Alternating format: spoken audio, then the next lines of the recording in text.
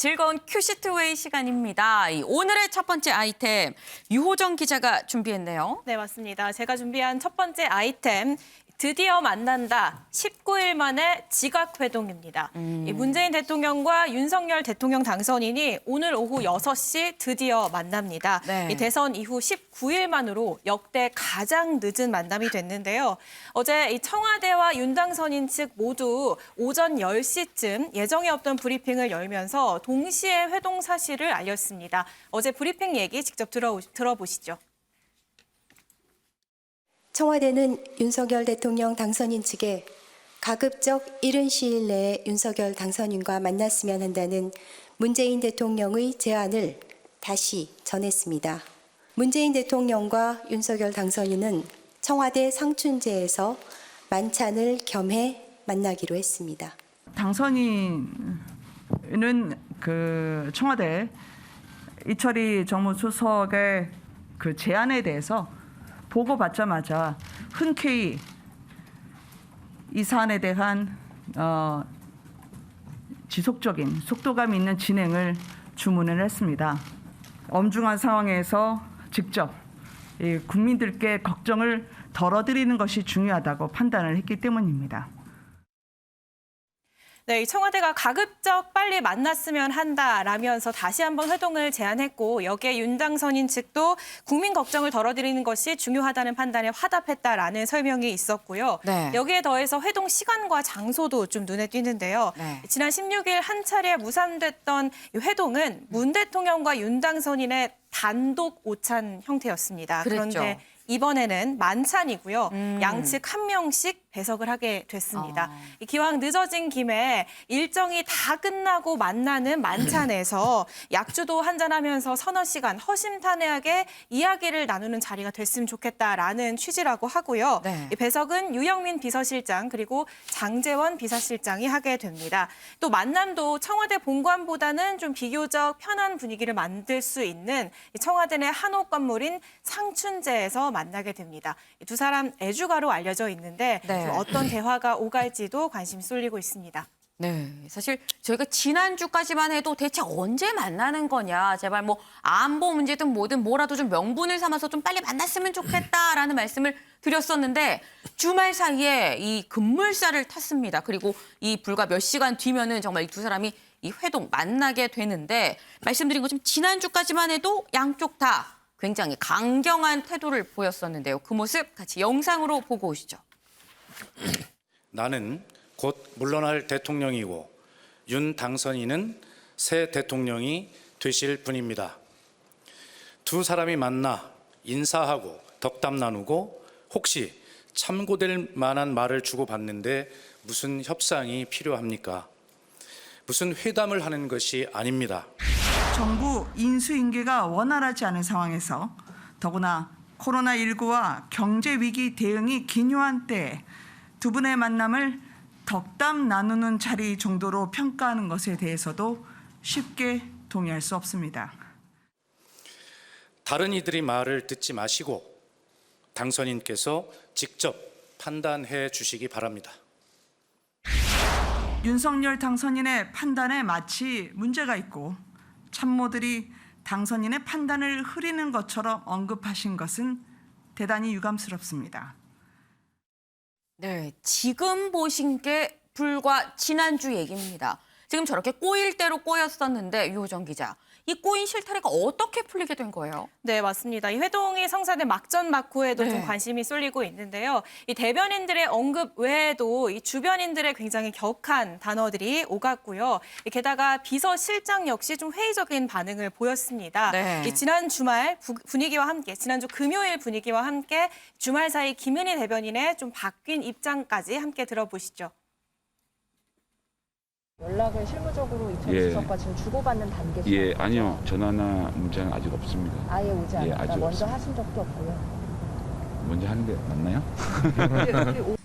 이철희 청와대 정무수석과 지난 금요일 오후에 장제원 대통령 당선인 비서실장과 연락이 이루어진 것으로 알고 있습니다.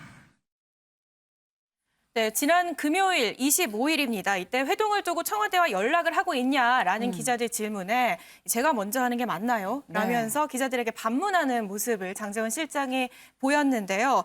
그런데 취재를 해보니까 이 25일 금요일 이날 이철희 정무수석이 휴가를 냈었대요. 그런데 그날 오후부터 장제원 실장에게 만남을 제안하고 협의해 온 것으로 확인이 됐습니다. 이철희 수석이 장 실장에게 직접 전화를 걸어서 이 허심탄회하게 만나자. 이 의제 없이 조건 없는 회동을 제안했다고 합니다. 그런데 이철희 수석의 이런 먼저 제안 외에 또 소통 채널로 주목을 받고 있는 인물이 한 명 더 있는데요. 바로 유영민 비서실장입니다. 오늘 이 청와대 배석자로 그간 한라인 소통 역할을 해온 이철희 수석이 아닌 유영민 비서실장이 이제 알려진 상황이잖아요. 이 때문에 정치권에선 이 수석과 장 실장 간의 실무 협상이 좀 답보 상태를 보이니까 유 실장이 나선 것 아니냐라는 분석이 나왔거든요. 그런데 일단 이에 대해서 청와대는 부인했습니다. 청와대는 당선인 예우 차원에서 정무수석보다 직제상 급이 높은 비서실장으로 장제원 실장과 격을 맞춘 것이다라고 설명을 했고요. 모든 협의는 이철희 수석이 진행한 게 맞다라고 설명을 했습니다. 그런데 유영민 실장과 장제원 실장 모두 부산 출신이잖아요. 이철희 수석 전화 이후로 유 실장이 좀 직접 전화를 걸어서 편하게 이제 만날 때 되지 않았냐. 이제 좀 만나자라면서 좀 다시 한번 회동 제안을 한 것으로 지금 전해지고 있거든요. 여러 가지 상황들과 함께 좀 속도를 낸 것으로 보입니다. 네, 지금 이 유호정 기자가 얘기하는 막전 막후에 어떤 일이 있었는지 그 상황을 좀 들었습니다만 여전히 좀 풀리지 않는 의문이 있습니다. 아니 이렇게 쉽게 풀릴 거면 진즉에 좀 풀지 왜 여지껏 강대강 대치를 했을까 하는 생각이 드는데요. 네, 맞습니다. 그래서 결국 의제 조율이 된 것 아니냐 뭐 이런 얘기도 나왔고요. 그런데 사실 강대강 대치가 이어진 그 배경에 핵심 문제는 감사원의 인사 문제다라는 분석에 좀 무게가 실린 상황이었어요. 그런데 지난주 감사원에 좀 예상치 못한 반응이 나오면서 사실상 이 문제가 좀 정리되는 상황이 있었습니다. 감사원이 인수위 업무 보고에서 정치적 중립성 논란이나 의심이 있을 수 있는 상황에서 재청권을 행사하는 것이 적절한지 의문이다라는 입장을 밝혔거든요. 사실상 현 감사원장의 재청 거부 시사였습니다. 문 대통령이 임명 강행을 할 수 없는 상황이 돼버린 거죠. 그러면서 결국에 뇌관으로 꼽혔던 이 인사 문제가 자연스럽게 교통정리가 되면서 좀 회동의 물꼬가 트이는 계기가 됐다라는 분석이 나오고 있고요. 여기에 사실 이 두 사람 간의 갈등으로 인해서 국민들의 피로감이 좀 높아졌고 게다가 북한의 미사일 발사로 인한 좀 안보 문제가 거론되면서 이 두 사람 모두 좀 정치적 부담을 느꼈다라는 분석도 나오고 있습니다. 네, 사실 이 양쪽에서 삿바 싸움을 했었던 감사위원 문제가 어쨌거나 좀 해결이 되다 보니까 그 이후에 좀 쉽게 좀 풀렸다라는 얘기가 맞는 것 같은데 일단 만나기로는 했습니다. 근데 그렇다고 한다면 여기서도 또 대치가 있었죠. 의제를 갖고 만나야 된다. 그냥 만날 거면 왜 만나냐가 있었고 의제 없이 조건 없이 좀 만나자가 있었어요. 의제는 갖고 만나는 거예요? 안 갖고 만나요? 네, 일단 양측 모두 오늘 만남은 의제 없이 허심탄회하게 이야기를 나눈다라는 입장을 밝혔습니다. 하지만 윤당선인 측 그동안 만나서 어떤 해결되는 게 없으면 안 만나는 이나 못하다라는 입장이었죠. 그래서 이제 기자들이 어떤 의제가 조율되지 않았을까 하는 질문이 있었는데요. 일단 윤당선이 오늘 아침 본인이 직접 정해진 의제는 없다라고 얘기를 했고요. 그러면서 조율할 문제는 따로 이야기할 것 같다라고 얘기를 했습니다. 그러면서 민생 안보 현안 이야기는 나올 수 있을 거다라고 얘기를 했습니다. 이만큼 민생 안보 얘기는 사실 이 양측이 모두 다 합의하기 쉬운 이 주제이기도 한데요. 그런데 현안이 이외에 더 많잖아요. 뭐 예를 들면 청와대 집무실 이전 문제도 있었고요. 뭐 일각에서 얘기가 나오고 있는 이명박 전 대통령의 사면 문제도 있었습니다. 실제로 오늘 정무수석 한 특보가 이 관련해서 사면 문제와 이 청와대 이전 문제가 좀 해결될 수 있을 것이라고 기대한다라는 얘기를 하기도 했는데요. 국민의힘 하태경 의원도 비슷한 얘기를 했습니다. 직접 들어보시죠. MB의 사면 같은 경우도 그럼 거기에 포함이 될 수 있다고 보세요? 그거는 발표할지는 모르겠습니다. 하지만 청와대에서 거기에 대해서 부정하는 입장문이 나온 적이 한 번도 없잖아요. 집무실 이전을 위한 예비비 편성은 어렵다고 보십니까? 어떻게 보세요? 그것도 해결될 거라고 봅니다. 국방부 장관이 한 2개월 정도 여유가 필요하다고 그랬거든요. 인수위에서도 5월 취임 전에 다 국방부가 이사해라 이런 입장을 강요하고 있지 않거든요. 이전이 해소됐고 그래서 이제는 예비비도 아무런 문제가 없는 것 같아요. 네, 대통령 사면 문제나 집무실 이전 문제에 대한 기대를 얘기한 건 임태희 고문의 얘기였고요. 이렇게 네. 국민의힘에서는 이런 목소리가 나오는데요. 특히나 이런 목소리가 나오는 이유, 이 청와대 이전과 관련해서 예비비 처리 권한이 있는 국무회의가 내일 열립니다. 네. 그런데 하루 앞둔 오늘 회동이 이뤄지다 보니 여기서 어떤 조율이 나오지 않겠느냐 하는 이런 관측이 나오는 건데요. 일단 네. 양측은 일정을 맞추다 보니 그렇게 된 것이다라고 설명을 했고. 하지만 오늘 회동에서 의견이 잘 조율이 된다면 용산 예비비 문제도 좀 급물살을 타는 게 아니냐라는 가능성도 제기되고 있습니다. 네. 은영미 위원님. 지금 보면 양쪽 다 의제 없다라고 얘기는 하고 있습니다만 의제가 없을 수 없는 상황인 것 같습니다. 어떤 의제가 가장 좀 핵심이 될까요? 그렇죠.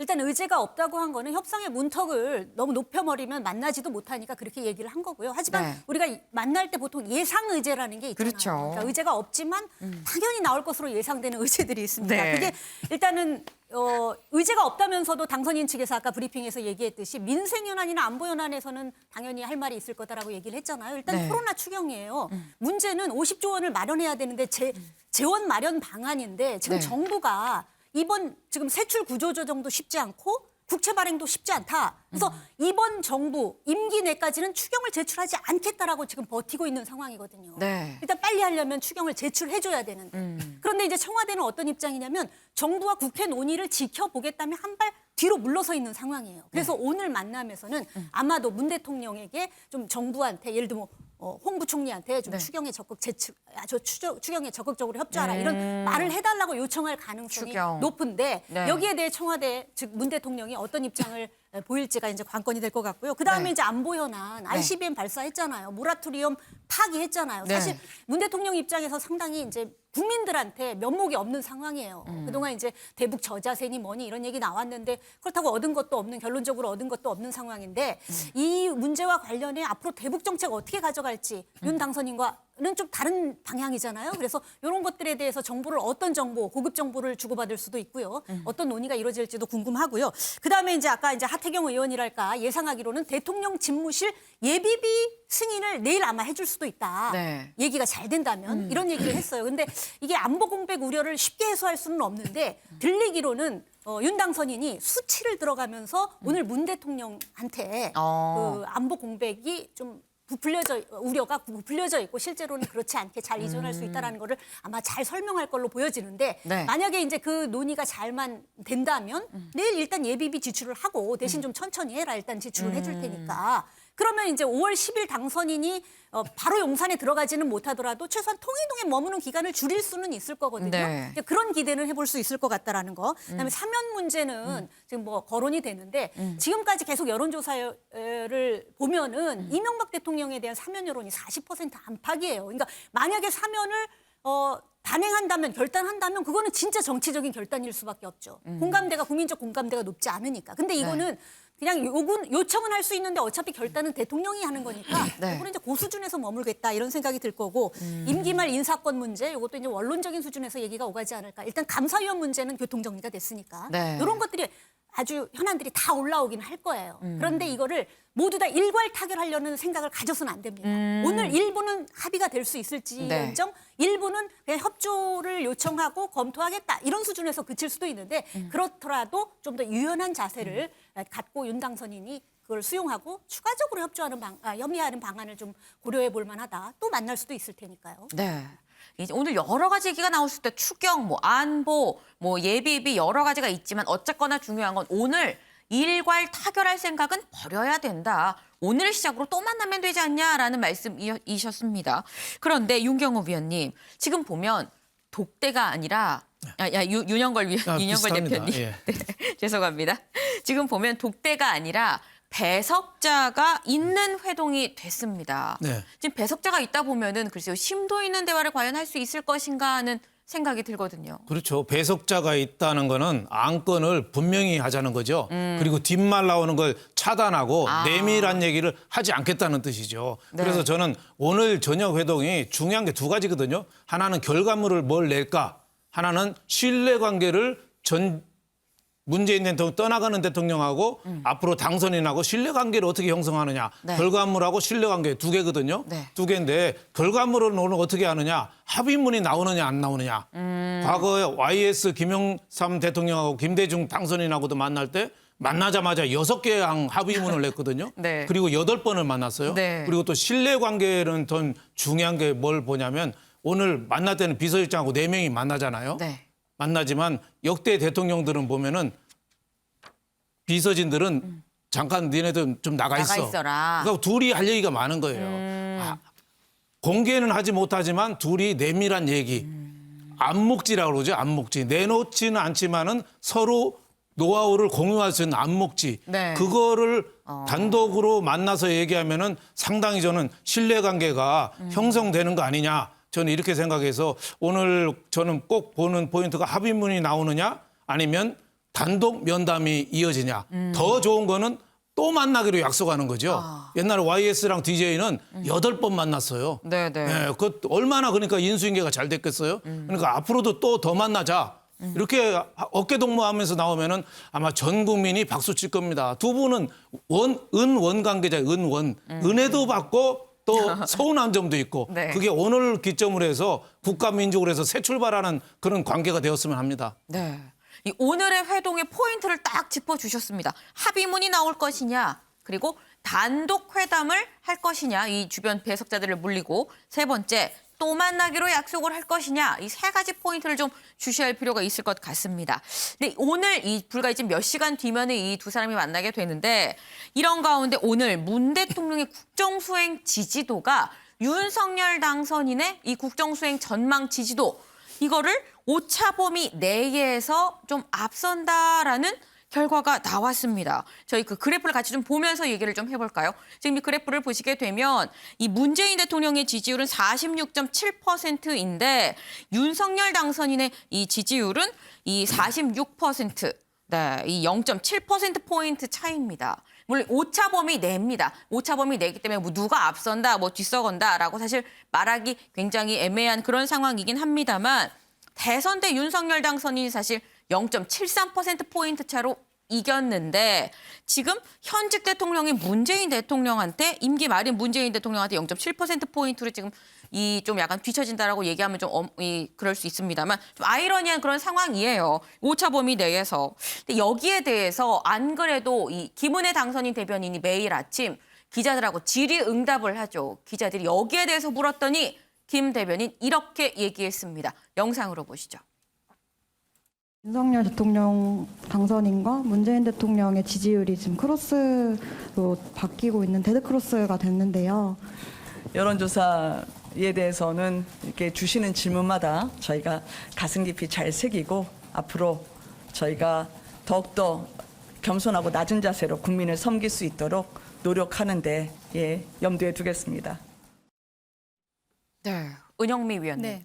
지금 보면은 당선인이 임기 말 대통령 지지율이랑 엎치락뒤치락하고 있어요. 아주 근소한 차로. 지금 이런 경우가 전에 있었나 싶기도 하고요. 전혀 이게 없었죠. 민심이 말하고자 하는 바가 뭘까 이런 생각이 듭니다. 그렇죠. 보통 당선 2주차의 조사를 해보면 역대 대통령들은 보통 80%대였는데 네. 윤 당선인은 50%, 52%가 나왔는데 그것도 계속 내려가고 있잖아요. 네. 그래서 데드크로스, 오히려 부정적 전망이 더 큰 상황이잖아요. 네. 더 높은 상황인데 이렇게 되면 뭐가 문제냐면요. 원래 이제 정권 초반에는 개혁 과제들, 좀 인기 없는 개혁 과제들을 과감하게 추진을 하게 되는데 그쵸. 이렇게 처음부터 지지율이 낮아버리면요. 이런 과감하게 국정 운영을 할 수가 없어요. 국정 운영 동력을 살리기가 쉽지 않다는 거죠. 그렇다면 이유를 따져봐야 되는데 일단 0.73% 아주 역대 최소로 졌다는 거. 그다음에 불과 2달 뒤에 지방선거가 있어서 사실상 대선 연장전인 분위기가 이어지고 있다는 점 때문에도 아마 진영 결집이 그대로 해체가 되지 않으면서 그런 분위기가 계속되고 있다는 것도 작용을 할 텐데요. 무엇보다도 검찰총장 출신이고 정치 신인인데 정권 교체를 위해서 일단 윤 당선인은 뽑았지만 네. 여러 가지 면에서 걱정이 많다 국민들의. 사실 이런 그런 심리의 반영이 아닌가 생각이 되는데요. 그렇다면은 어떻게 해야 되느냐가 굉장히 중요하잖아요. 네. 제가 보기에 이제 저는 한 3가지 정도 보는데 윤 당선인 입장에서 일단 무조건 통합 협치로 가야 돼요. 자꾸 다투는 모습을 보이면 뽑아놨는데 걱정스럽다더니 아니나 다를까 그러네 이런 얘기만 자꾸 들린단 말이에요. 네. 그래서 일단은 통합 협치를 하려면 일단 인사가 중요해요. 총리를 비롯해서 내각. 그래서 진짜 협치, 통합, 이런 탕평 뭐 이런 것들을 인사를 내보내야 된다는 거. 그다음에 정부조직법 개정안이 이제 초반에 통과돼야 되는데 여기서 여가부 폐지같이 국론 분열을 일으키는 그런 거를 막 밀어붙이면 안 돼요. 여기서 또 지지율 깎이게 돼 있습니다. 분명히. 이거 이제 잘 살펴야 되고요. 그다음에 윤 당선인이 적극적으로 지금 보이는 게 스킨십 정치예요. 그래서 본인은 이제 소통을 강조를 하는데 근데 국민들이 이 부분에 대해서 그렇게 점수를 주지 않아요. 왜냐하면 집무실 이전 과정에서 본인은 소통한다고 직접 설명을 했지만 사실은 여러 우려에도 불구하고 밀어붙이는 게 불통으로 비춰지고 특히 또 뭐냐면요. 그걸 하면서 청와대 하루도 들어가지 않겠다. 그다음에 심지어 국가위기관리센터 있잖아요. 청와대 벙커. 그것도 이용하지 않겠다는 게 이거는 그냥 뭐 의지를 보이는 수준에서 벗어나서 오기 또는 아지반이냐라고 비춰질 수 있는 부분이거든요. 그러니까 본인은 소통한다고 하는데 국민들은 정작 그렇게 받아들이지 않는 부분이 굉장히 크다라는 거. 요거는 참 유념을 해야 될 것 같고요. 그리고 마지막으로 제가 보기엔 윤 당선인한테 진짜 고언을 하고 싶은 말은 핵심 측근 관리를 좀 잘했으면 좋겠어요. 핵심 측근 입장에선 윤 당선인을 도와준답시고 악역을 자처하고 있는데 그 신중치 못한 발언들이 다소 오만하고 점령군처럼 비춰질 수 있다는 말입니다. 국민들은 굉장히 거기에 점수를 주지 않고 있어요. 이 부분을 본인이 직접 핵심 측근들한테 자제해달라고 본인이 직접 얘기를 해야 되고 이렇게 얘기하는 모습이 또 밖으로 비춰질수록 좋습니다. 국민들은 그 모습을 보고 핵심 측근에 휘둘리지 않는구나 이런 생각을 하고 좀 더 좋은 점수를 줄 수 있거든요. 이런 부분들 좀 감안한다면 초기에 다시 좀 지지율이 반등할 수 있는 계기를 마련할 수 있지 않을까 싶습니다. 네, 이 통합과 협치, 소통, 그리고 윤핵관 관리까지 꼼꼼하게 이 쓴소리를 주셨습니다.